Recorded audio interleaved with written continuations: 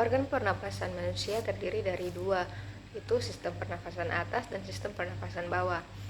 Untuk sistem pernapasan atas itu terdiri dari hidung. Hidung merupakan pintu atau gerbang utama keluar masuknya udara. Nah, organ ini berfungsi untuk menyaring kotoran dari udara yang terhirup dengan lendir dan rambut halus di dalamnya, atau biasa disebut dengan silia. Selanjutnya ada tonsil atau amandel.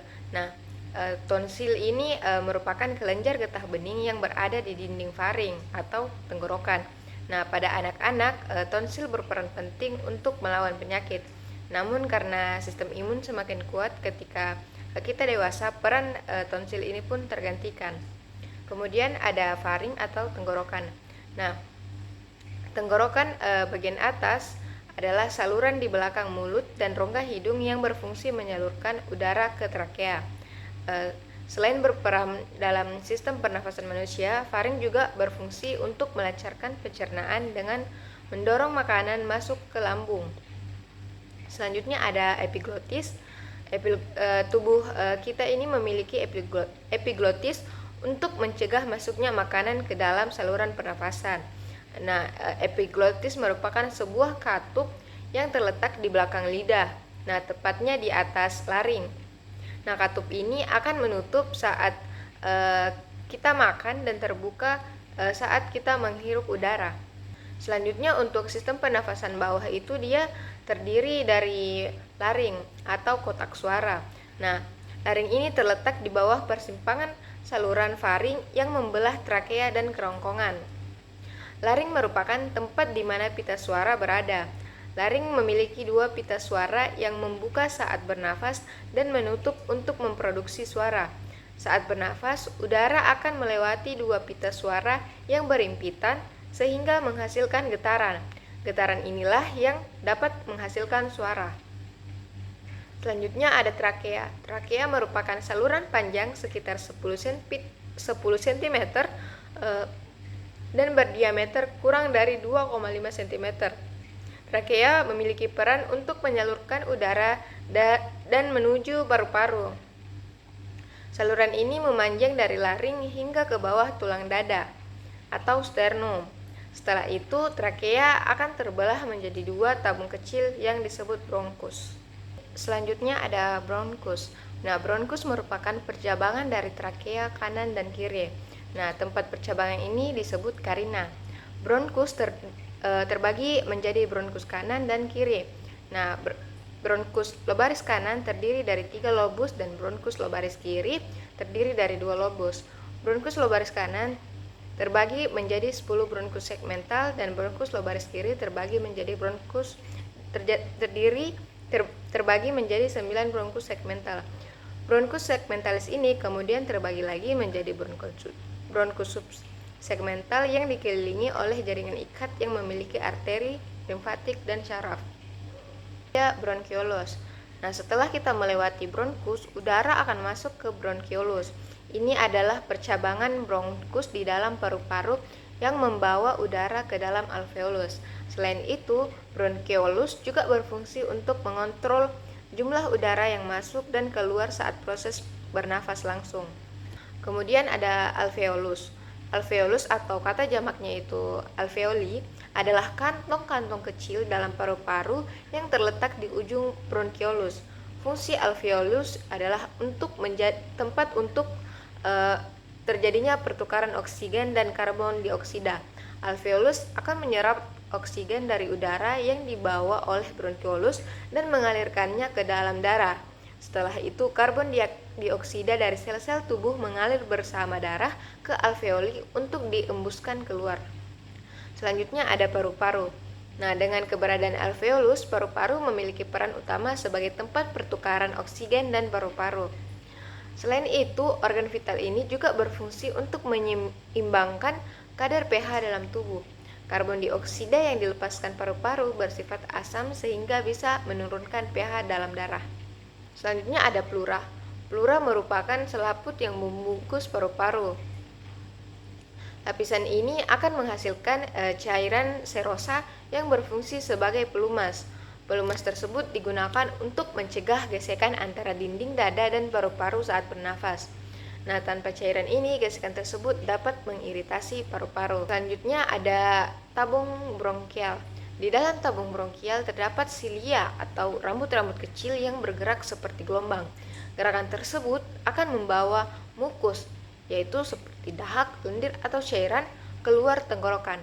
Fungsi lendir pada tabung bronkial adalah mencegah debu, kuman, atau benda asing masuk ke paru-paru. Batuk juga bisa menjadi cara sistem pernafasan mencegah masuknya benda asing ke dalam paru-paru.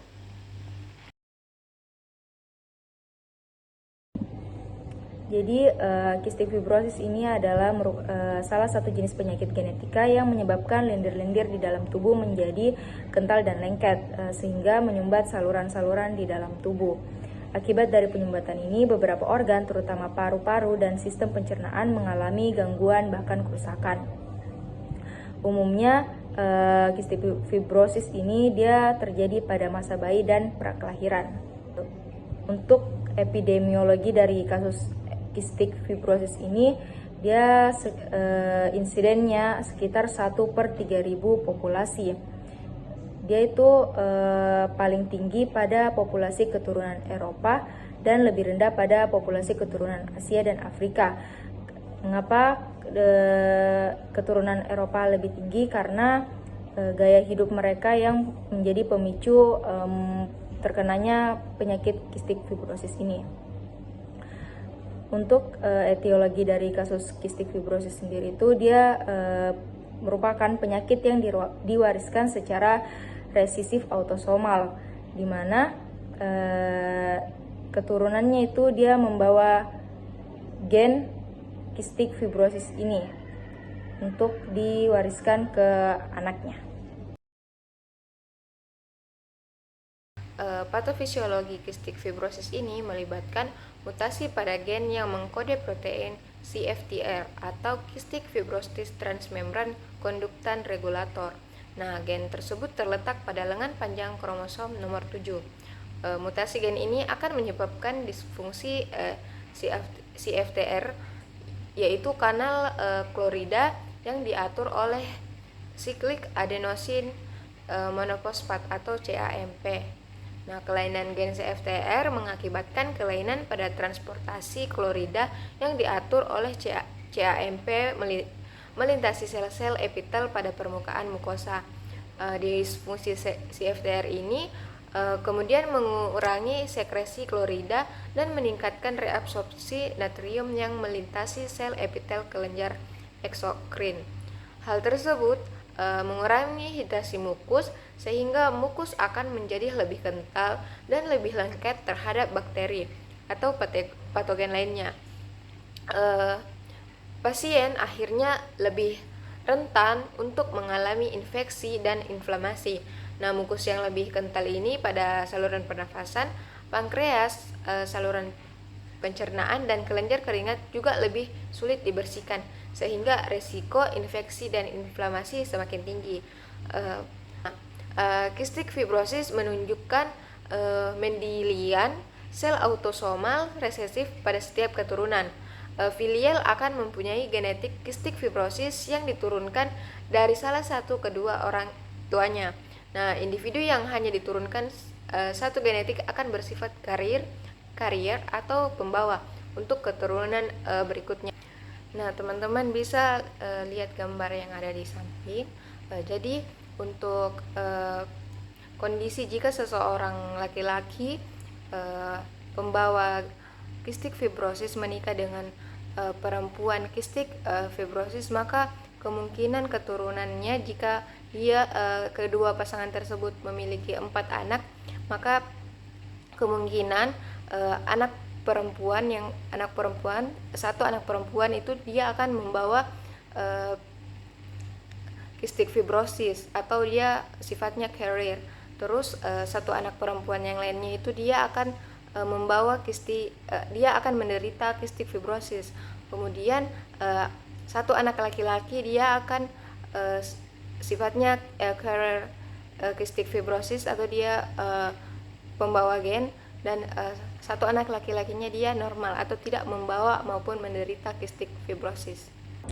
Jadi faktor risiko dari Kistik fibrosis itu adalah penyakit genetik yang diturunkan. Adapun faktor risiko utama, yang pertama itu ada riwayat keluarga. Jadi risiko terbesar terkena kistik fibrosis adalah jika kedua orang tua pembawa gen kistik fibrosis. Kemudian memiliki satu orang tua sebagai pembawa gen kistik fibrosis meningkatkan kemungkinan besar seseorang menjadi pembawa gen, tetapi tidak menderita penyakit itu sendiri. Adapun faktor risiko lainnya itu yang pertama etnis. Kemudian meskipun kistik fibrosis dapat terjadi pada semua ras, kondisi ini lebih sering terjadi pada Kaukasia keturunan Eropa Utara. Kemudian seseorang yang berasal dari populasi dengan prevalensi pembawa gen kistik fibrosis yang lebih tinggi secara statistik memiliki peluang lebih besar untuk terlahir dengan penyakit ini. Jadi jika kedua orang tua mereka adalah pembawa gen. Nah, adapun faktor yang tidak mempengaruhi risikonya itu yang pertama jenis kelamin. Kistik fibrosis dapat terjadi pada pria dan wanita secara sama. Kemudian itu faktor lingkungan. Faktor lingkungan tidak diketahui secara langsung menyebabkan kistik fibrosis. Namun papasan asap rokok dan polusi udara itu tertentu dapat memperburuk gejala pada penderita kistik fibrosis.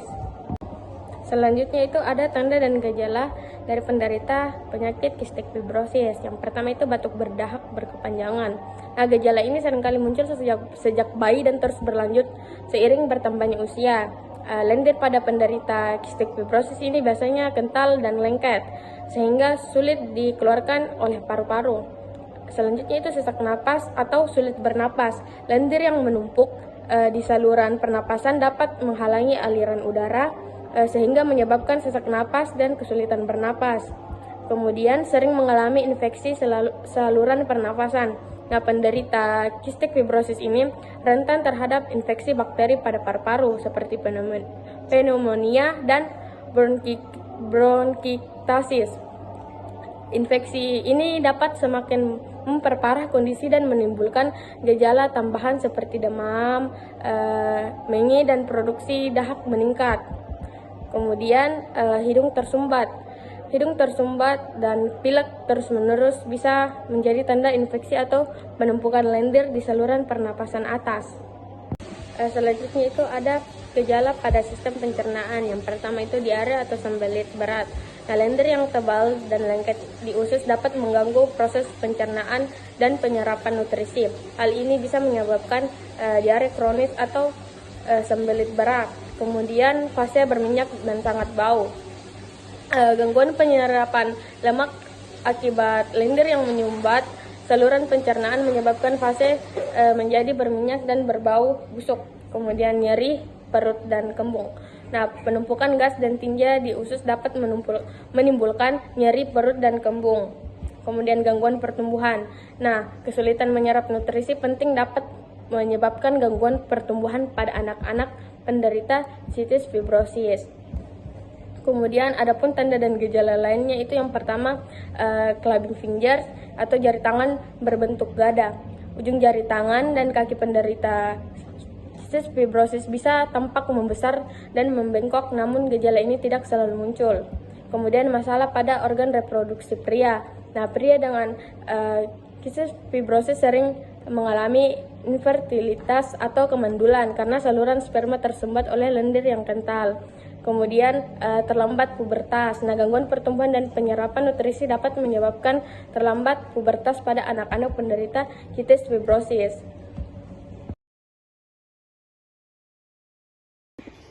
Selamat siang Ibu. Perkenalkan saya Kisyolila yang akan bantu proses pemulihan pada hari ini. Jadi siapa nama Ibu? Kinan, Oke, Ibu Kinan berapa usia Kak? 21 tahun. 21 tahun. Apa keluhan tak? Ini sesak napas, terus berdahak, terus hidung juga tersumbat. Sejak kapan kita rasakan itu? Lama ya, sekitar 6 bulan yang lalu. Dari Miki ke dokter periksa? Iya. Udah bilang dokter apa? Dokter bilang diagnosanya itu gangguan kistik fibrosis yang ini tersumbat saluran pernapasan. Oh, cystic fibrosis. Ada keluarga tak pernah kena juga cystic fibrosis ini? Iya ada. Siapa? Ibu kebetulan. Oh, ibunya. Berapa Ki? Iya. Oh, iya.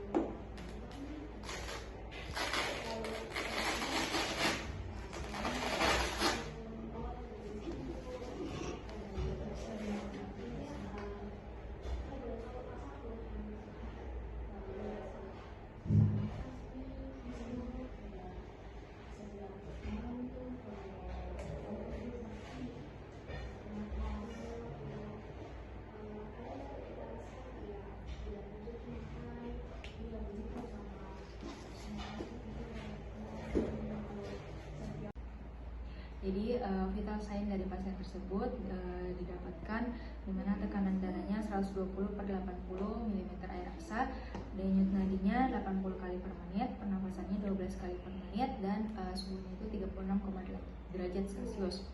Untuk shape of conduct-nya di mana pasien hidungnya tersumbat, batuk berdahak, dan mengalami sesak nafas. Untuk history taking-nya, pasien mengeluhkan hidung tersumbat dan batuk berdahak sudah dalam waktu yang lama, tetapi pasien baru mengalami sesak nafas ini dari sejak 6 bulan yang lalu. Pasien ini pernah melakukan pemeriksaan ke dokter dengan keluhan sesak nafas, dan hasil diagnosa dokter itu cystic fibrosis pada saluran pernapasan. Pasien ini kemudian melakukan pengobatan rawat jalan, dan dokter menganjurkan untuk datang ke fisioterapi untuk rehabilitasi lebih lanjut. Pasien merupakan perokok aktif. Pasien juga mempunyai riwayat keluarga yang menderita cystic fibrosis, tapi dia tidak memiliki riwayat penyakit hipertensi, kolesterol, dan diabetes sebelumnya. Pasien juga mengeluhkan adanya gangguan buang air kecil dan buang air besar.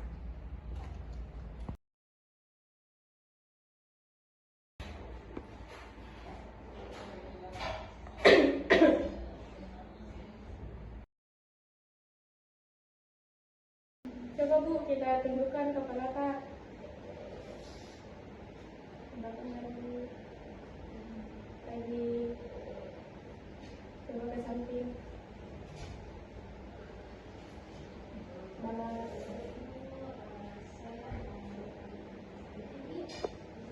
Berikan. Balas.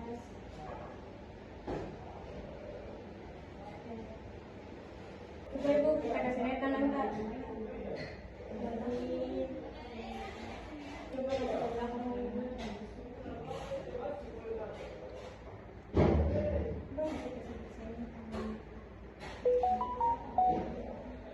Coba kasih samping naik. Lalu naik. Coba lagi Bu, coba kasih naik tangan Kak. Turun lagi Bu.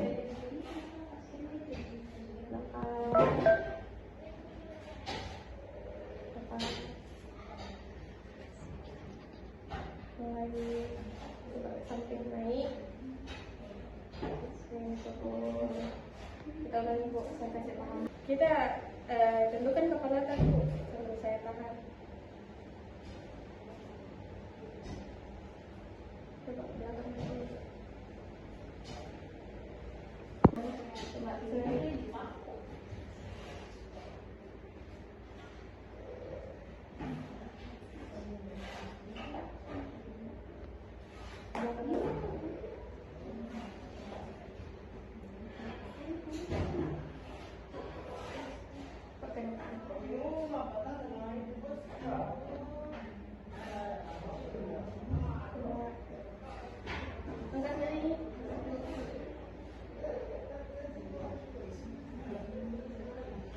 Ada kita rasanya itu nyeri. Tadi Bu, sambil saya kasih tangan, coba senang.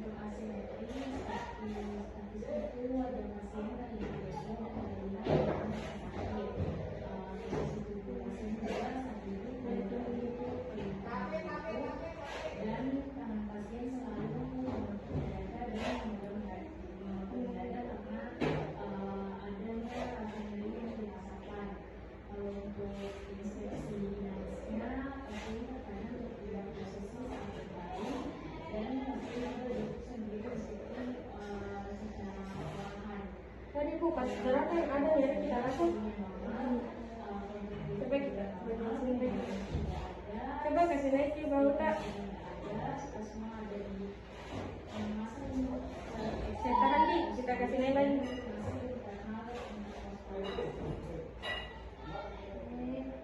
Kita kasih ke depan bawah tadi. Coba. Ke belakang coba. Lagi buat saya kasih tahan, kasih ke depan. Ke belakang. Tadi ada nyeri Bu.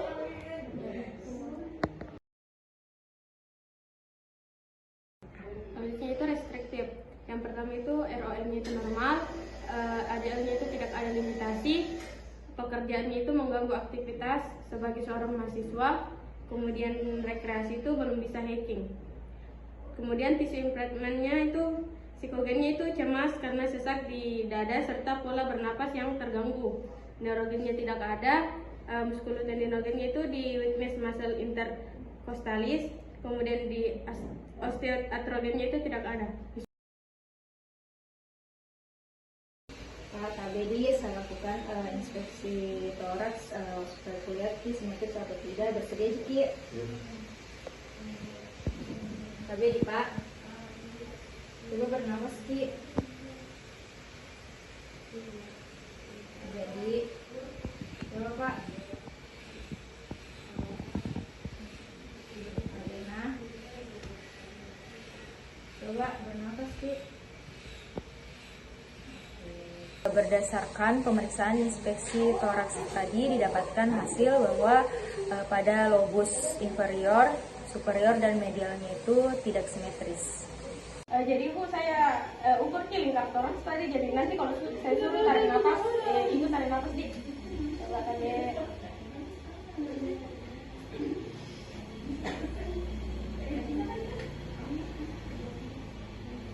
Coba Ibu tarik nafas.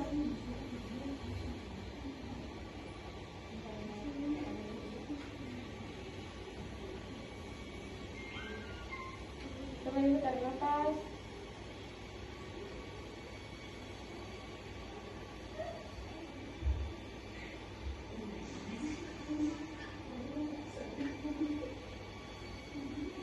Coba tarik nafas.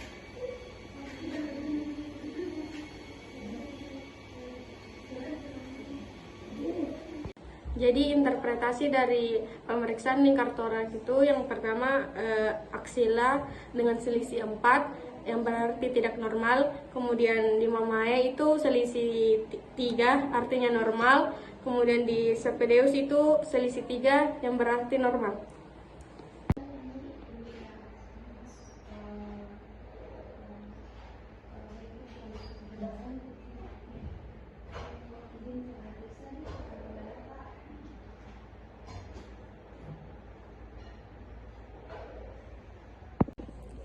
Jadi interpretasi dari pemeriksaan fremitus tersebut di mana fremitus menurun atau absen, yaitu adanya obstruksi airway pada upper chest. Baik, selanjutnya kita akan melakukan pemeriksaan perkusi. Baik Pak, saya akan lakukan pemeriksaan perkusi ya Pak. Oke.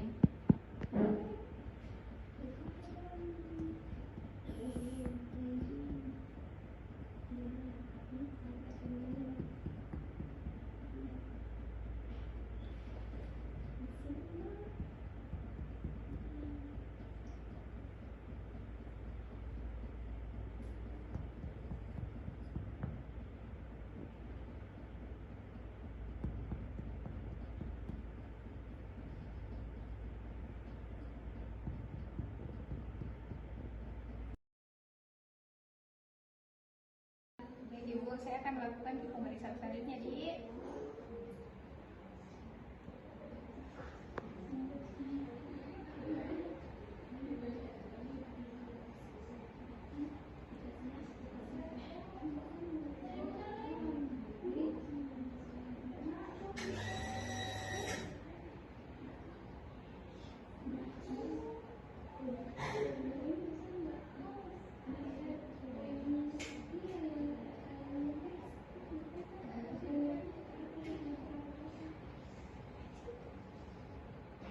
Jadi interpretasi dari pemeriksaan auskultasi pada bagian anterior itu untuk lokasi 1 dia itu terdengar bronkial pada bagian dextra dan sinistra. Untuk lokasi 2 terdengar bronkofasikular pada bagian dextra dan sinistra. Untuk lokasi ketiga dia itu terdengar suara mengi pada dextra dan sinistra. Lokasi keempat dia terdengar suara rongki pada dextra dan sinistra. Lokasi kelima dia terdengar fasikular pada dextra dan sinistra, dan lokasi keenam itu terdengar fasikular pada dextra dan sinistra.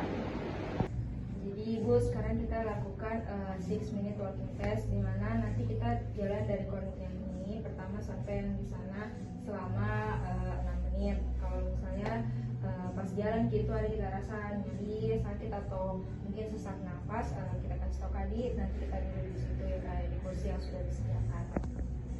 Boleh Ibu langsung jalan.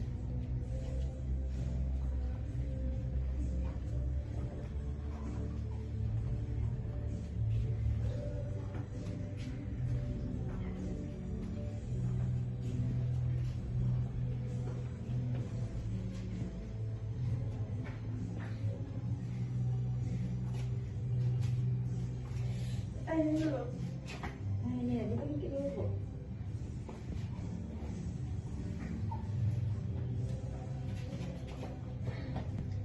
Besar sekali dirasa Bu. Coba saya periksa dulu ini tadi.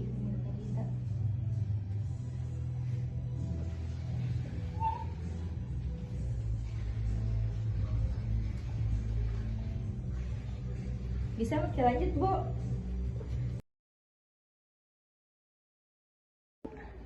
Berdasarkan hasil pemeriksaan yang telah dilakukan, pasien didiagnosa adanya gangguan pola pernafasan disertai batuk berdahak, hidung tersumbat dan sesak napas yang mengakibatkan nyeri serta kelemahan pada sangkar toraks et causa cystic fibrosis 6 bulan yang lalu. Adapun problem fisioterapis yang pertama problem primer, yaitu adanya gangguan pernapasan, kemudian sekunder, kelemahan otot interkostalis, kelemahan ekspansi toraks, tendines area dada, batuk berdahak, kemudian hidung tersumbat dikarenakan penumpukan sputum, kemudian problem kompleks itu gangguan ADL dan rekreasi atau hiking. Adapun untuk pelayanan fisioterapinya, tujuan jangka pendeknya itu mengeluarkan sputum, mengurangi sesak napas, memelihara mobilitas toraks, meningkatkan kekuatan otot. Dan untuk tujuan jangka panjangnya yaitu mengatasi gangguan ADL serta memperbaiki dan mempertahankan pola pernapasan normal. Pasien mencapai fungsi paru-paru yang maksimal. Jadi selanjutnya itu ada postural drainage ditambah dengan perkusi untuk mengeluarkan sputum.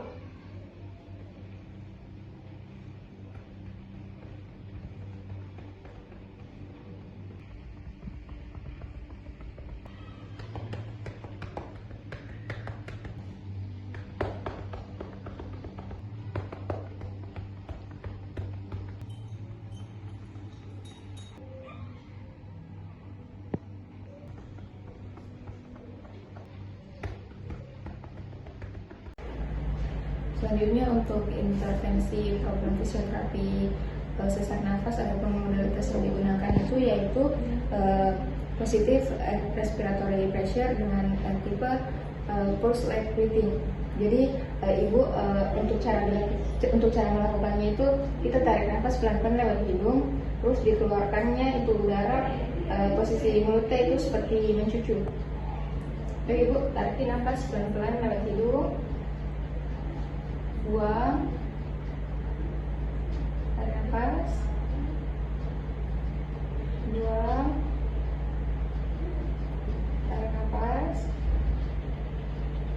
buang. Selanjutnya untuk intervensi problem fisioterapis untuk muscle weakness pada muscle intercostalis akan dilakukan dengan breathing exercise dengan type deep breathing. Jadi ibu kita akan lakukan breathing exercise. Jadi ibu tarik nafas pelan-pelan lewat hidung, tahan ki, buang lewat mulut. Lakukan lagi, tarik nafas lewat hidung pelan-pelan, tahan, buang. Lagi, tarik nafas, tahan,